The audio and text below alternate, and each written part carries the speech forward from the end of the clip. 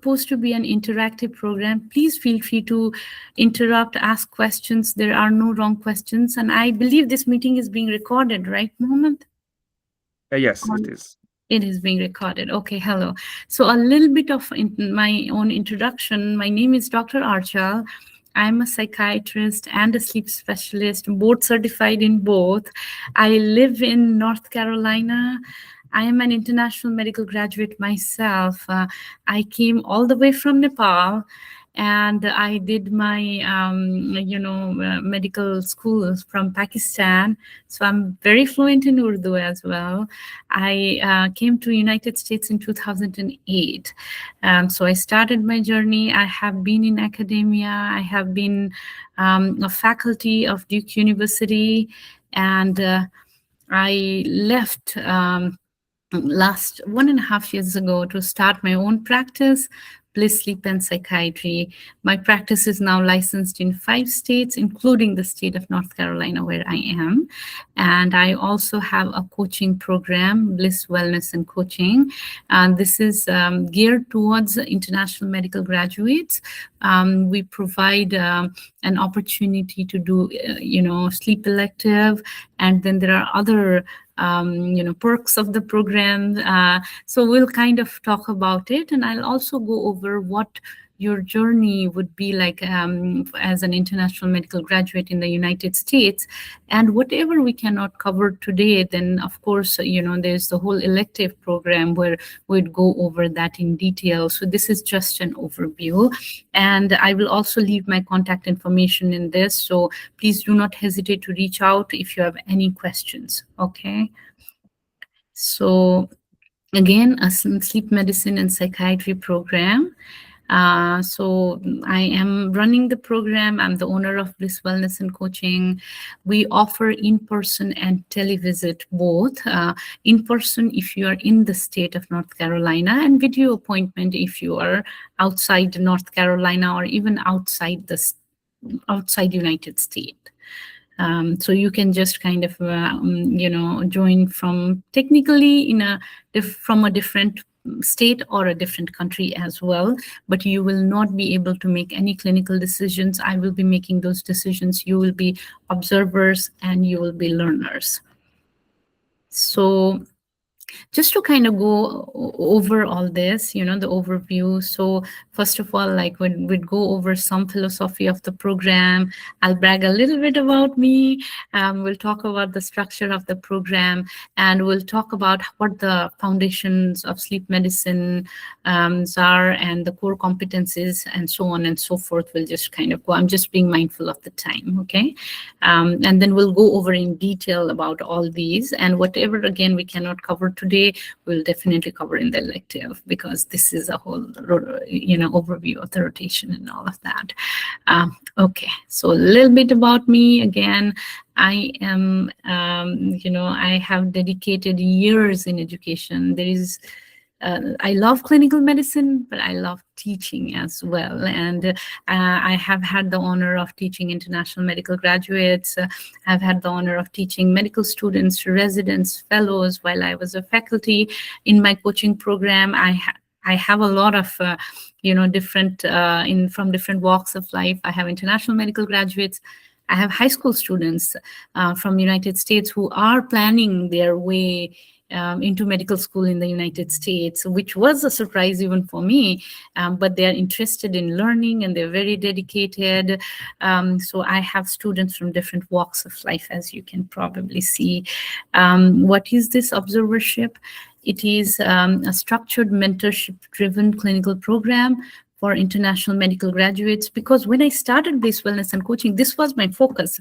I added middle schoolers and high schoolers because they were so enthusiastic, but this was my major focus because I'm an international medical graduate myself. I understand the challenges. I understand how hard it is to find a mentor. And in some ways, I'm trying to fill the spot that I kind of felt like, I wish I had this, So it is for international medical graduates, of course, for people seeking meaningful exposure to use outpatient psychiatry and sleep medicine. We are trying to connect with other doctors, with family practitioners, OBGYNs. As we progress, then we'll be able to create that elective as well. But for the time being, it is psychiatry and sleep medicine, and at the most, I'll be able to connect you to a very, very expert psychologist for the rotation. And in this program, we will go over, we'll have our clinical sessions. You'll attend a didactic teaching. I invite my trainees to attend the lectures as well, so that they learn, because I give lectures to physicians, psychiatrists, so it is helpful for them to learn and also engage in self-directed learning guided by the curriculum. And some of my students, they have been so enthusiastic that they prepare a program and they kind of like, we go over that and they go and present it, perhaps in different platforms that, and we have been really successful in that as well. So again, this is not a program where I would say, oh, you please don't ask questions, don't do this. Please ask questions, the questions that you would probably be hesitant to ask in any other platform. We could share experiences. Absolutely, please ask questions. Please be involved. Again, there is no wrong question. You could always reach out. So why sleep medicine and psychiatry, right? Sleep medicine and psychiatry, they're, practically inseparable. When you go into psychiatry, you'd see that there are so many mental disorders that have the sleep component, and there are so many sleep disorders which would affect the patient's mood. So treating them parallelly is always so important and valuable to the patient. If you look at the, data and the research, more than 90% of patients with major depressive disorder have sleep disturbances. Sleep disturbances can be found in patients with post-traumatic stress disorder, bipolar disorder, ADHD, you name it. Actually, there won't be really any psychiatric disorders you could name which absolutely will never have any sleep component. It's just not possible, because sleep is such an important component of our daily life. It's almost like you could call it like a sixth vital sign, right? Anyways, treating one without the other, it just is not, is not valuable to the patient. So being a well-board certified psychiatrist, what we do is the clinical sessions and then reading sleep studies. I do sleep studies as well, treatment of sleep disorders, parallelly treating the psychiatric disorders. And that is going to be very helpful to sort of, manage patients overall, because, I graduated in 2016 and I did my sleep fellowship in 2017. And it is very hard to get an appointment with a psychiatrist, and it's very hard to get an appointment with a sleep specialist. So to combine that, and it will be, it's difficult to find. So if you're planning to go into psychiatry, it's very helpful to you and to your patient if you can manage basic sleep disorders, if you know how to read the CPAP compliance, how to order a CPAP, or even educate the patient on what the CPAP is, So those would be the advantages of getting the overall all-rounded treatment. On a funny note, I did a lecture for one of our sleep psychiatrists, Dr. Nishi Bhopal. She's in California. So she brought up a very interesting point that there are about 600 sleep psychiatrists in the United States. And that number is comparable to the number of astronauts in the United States. So it's that, it's that sort of rare, and we are happy to educate, really, train the future generation for sure. So who is this program for? It's for international medical graduates awaiting USMLE results. Remember, you don't have to have taken all the steps. It's not necessary. Join us in any path. Like I said, people are starting at high school, which was a surprise for me. USMLE results and planning residency applications, IMGs who have completed the steps and are building their application profile. Physicians, again, I have physicians who have done psychiatry residency but want to learn more about sleep. you know there is no you're always learning, growing as a physician, as a faculty, as a trainee. So yeah, and if you decide to do neurology later, it doesn't hurt internal medicine backgrounds, because sleep is such a multidisciplinary subject. And anyone who wants a genuine clinical training, for sure, right? Okay, a little bit bragging about me if you haven't looked at my profile already. So again, I did my medical school at Qaeda as a medical school in Pakistan, and I did my internship there for 1 year. Then I did my psychiatry residency in Berkshire Medical Center, Massachusetts. I was board certified in 2017, and then I did sleep medicine fellowship from Wake Forest Baptist Medical Center, which is also in North Carolina, and that's how I got settled in North Carolina. So I'm board certified through both.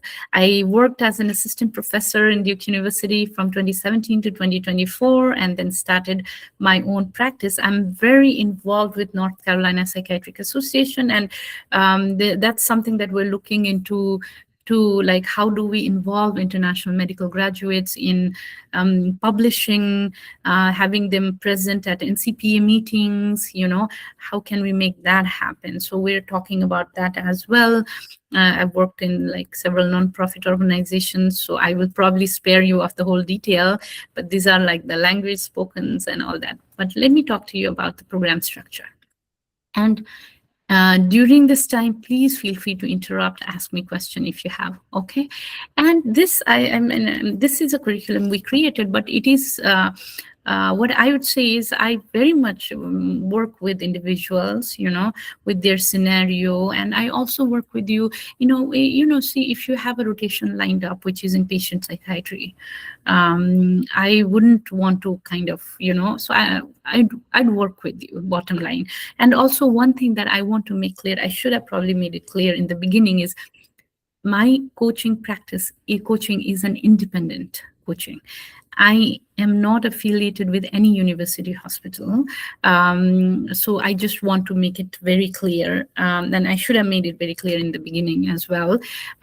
So what I encourage is with this, if you do several rotations, and if you're doing other rotations as well, we'll work with the schedule. It might be like two weeks block.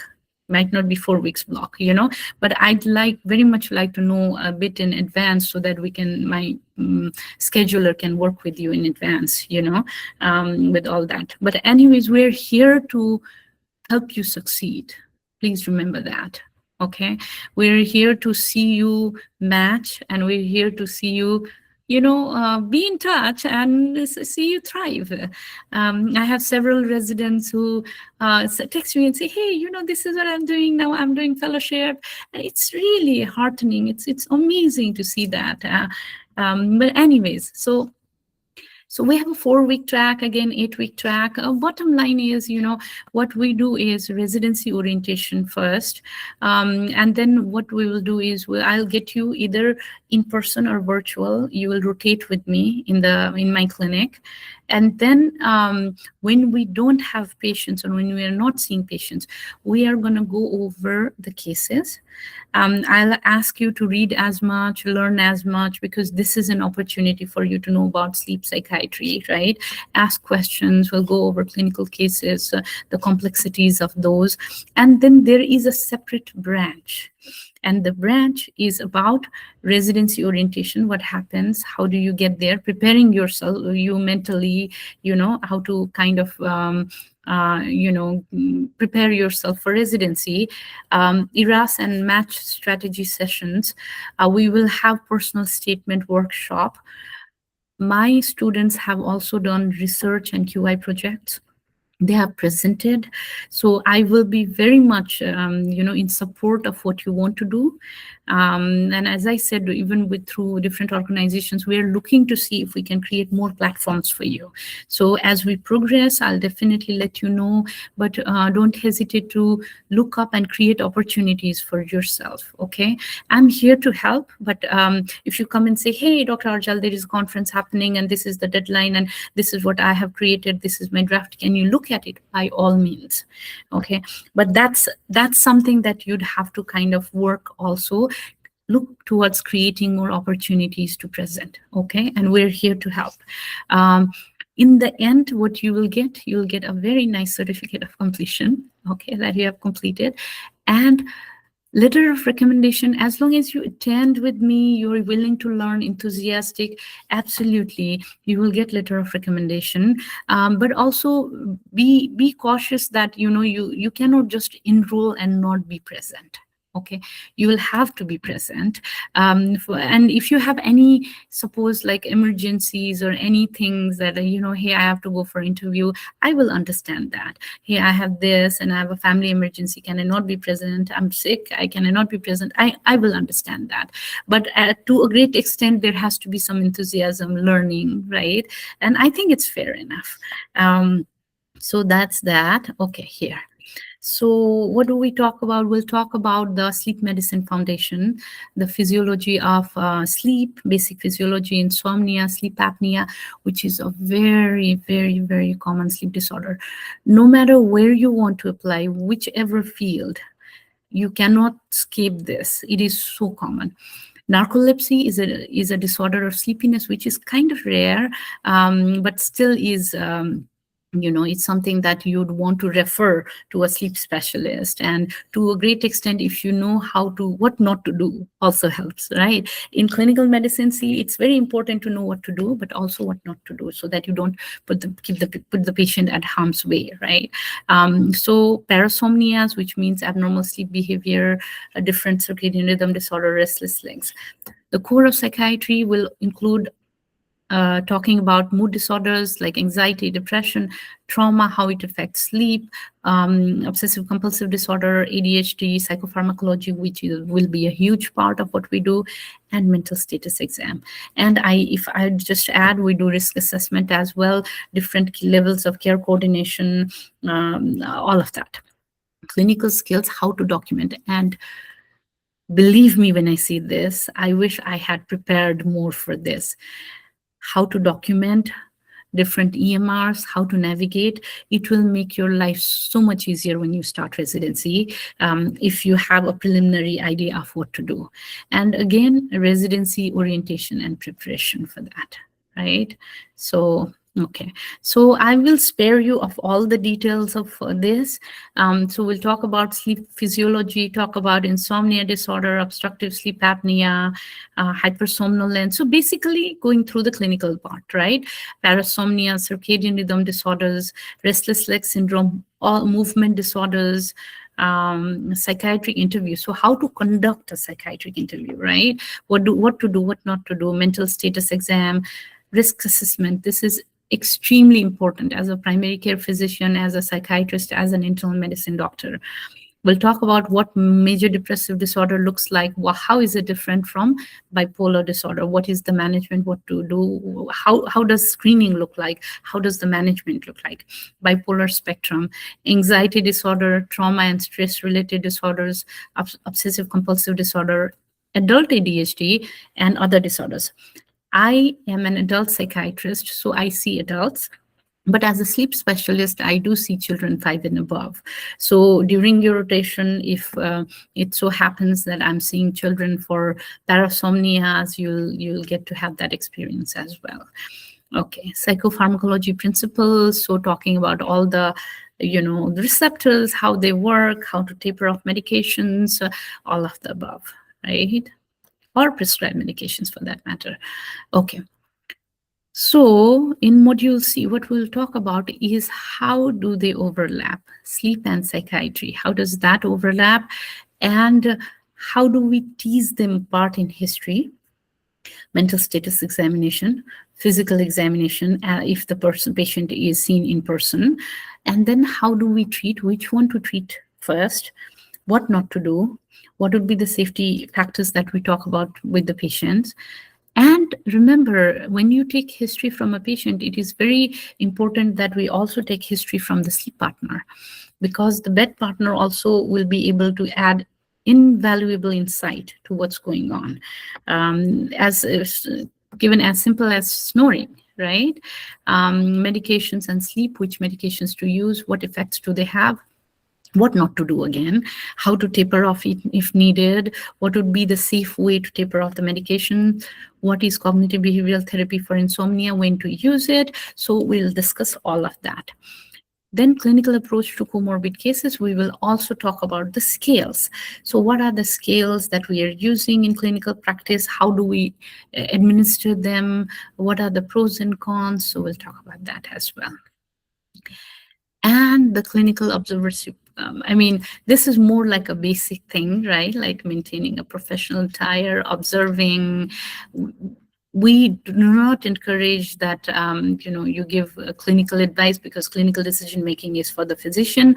But after we have wrapped up, if you have any concerns about the management or plan, you're most welcome to ask me questions. Okay. And then we do debrief, and we kind of like, and I would encourage you to maintain an observation log. The reason being is it will help you in your future rotations as well, and it will also help us go over that. And when I'm writing the letter of recommendation for you. Okay, so I will focus on preparing you for a residency interview, how to conduct yourself, what to do, for that matter, what not to do, what to anticipate, and all of the above. I have served in several residency committees and looked at personal statements. I have served in interview committees, and I've taken interviews from residents, from the applicants. So I will bring my insight, and you'll bring your skills, and we will work together to improve that and to give you feedback and work on that. Okay. And what are the US standards of clinical documentation? What are the essentials for a psychiatric note? How to formulate a biopsychosocial formulation. So in psychiatry, there are three components: biological component, psychological, and social component. Meaning, biological component is how your genetic makeup is, how the medications work. That's the biological part. Psychological part would be if you have symptoms of mood disorder, how you cope, how are your defenses formed as you grew up, what kind of households you grew up, and what are your defenses that you have developed to cope with the stress. And social factor is what kind of social support do you have currently? Who do you count on? Who do you call when you're in distress? How many people are there in your life that you can rely on? So all of these play a vital role in how a patient copes with the stress. So we'll talk about that. Okay. Also, we'll talk about the US healthcare system. What are the insurance type: private, commercial, Medicare, Medicaid?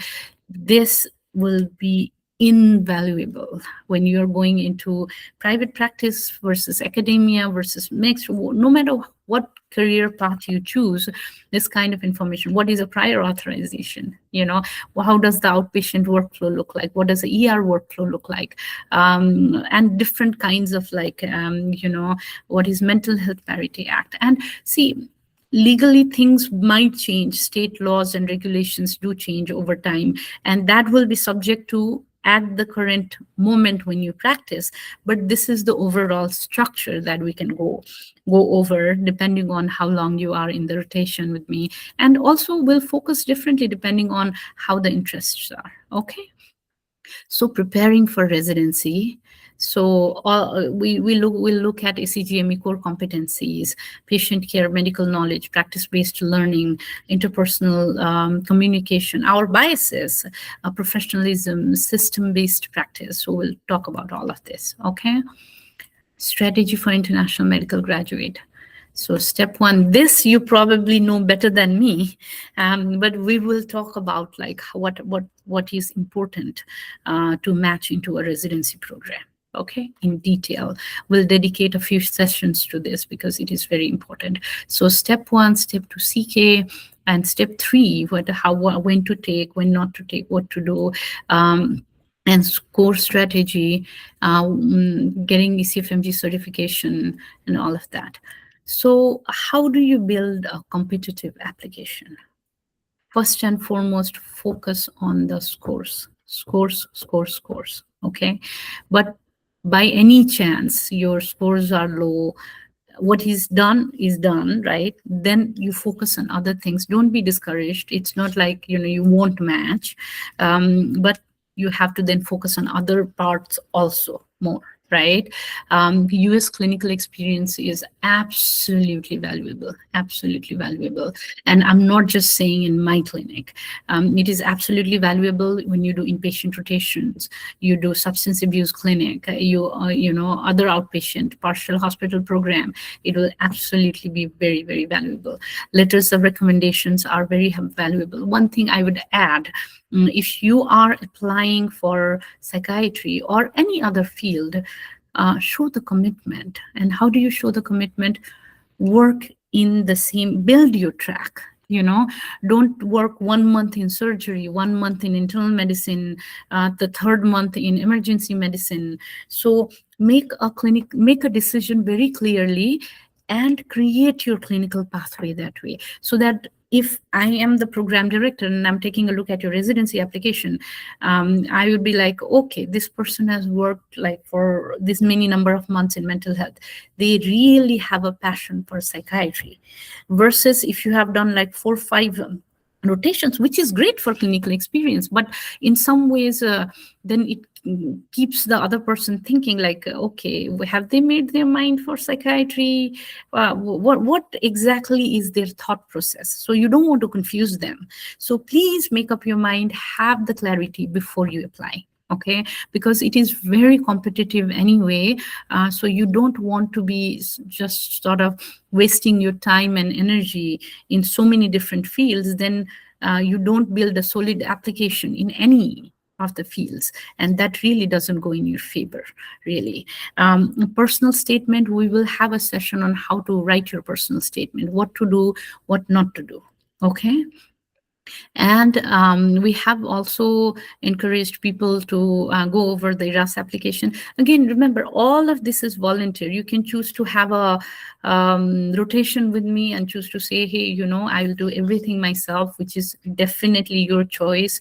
I do encourage that you do get guidance from other individuals as well, not just me, because it is your career. It is your career at stake, right?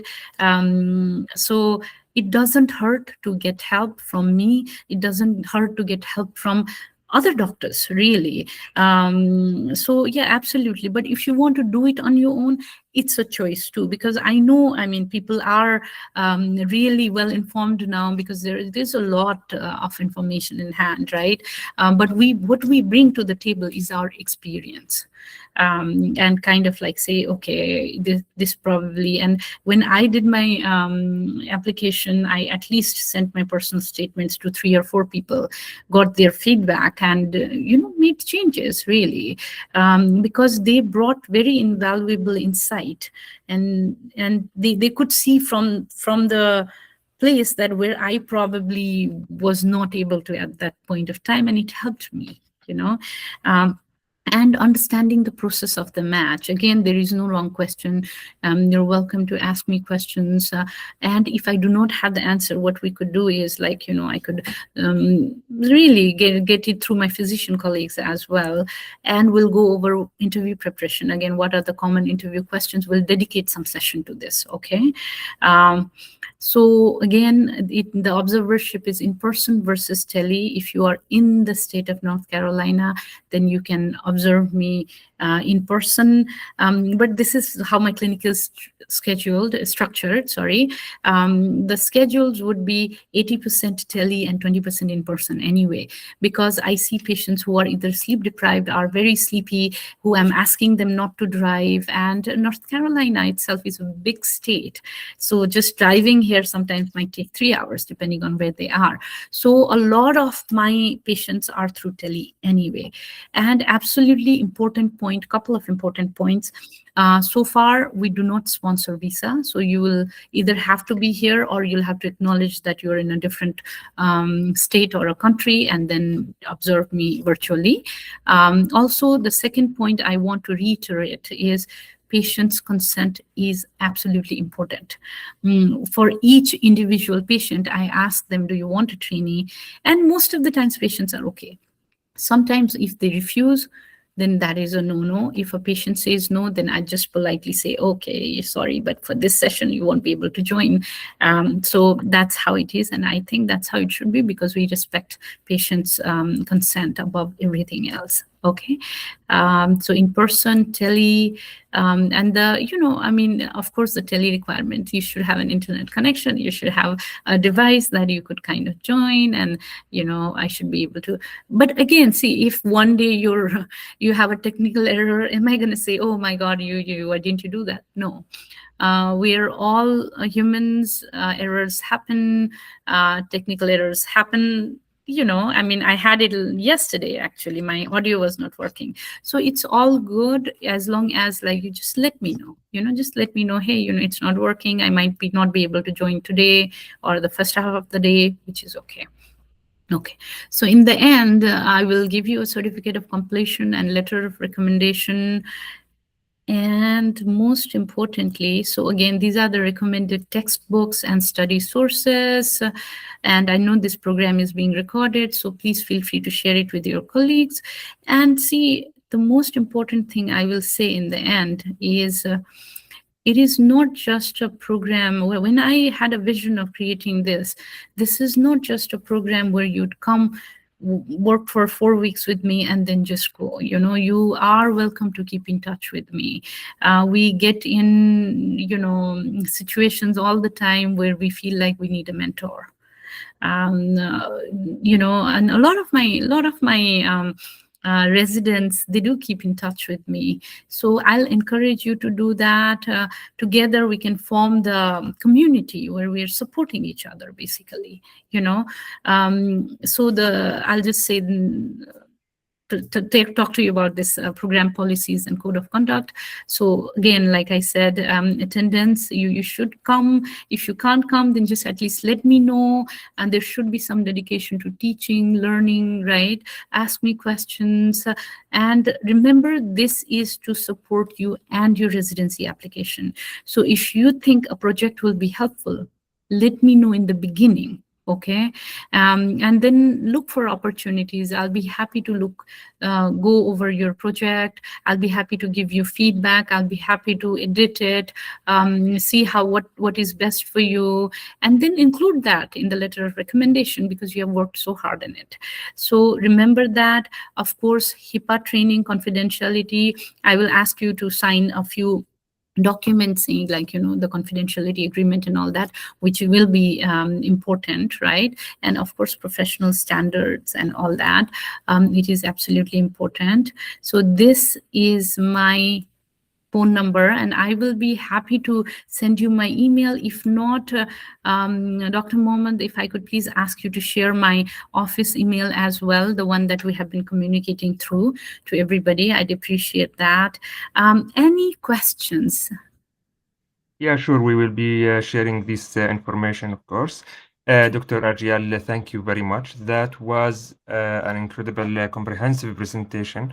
Today's session is a perfect example of what Psychiatry Student Interest Group is about.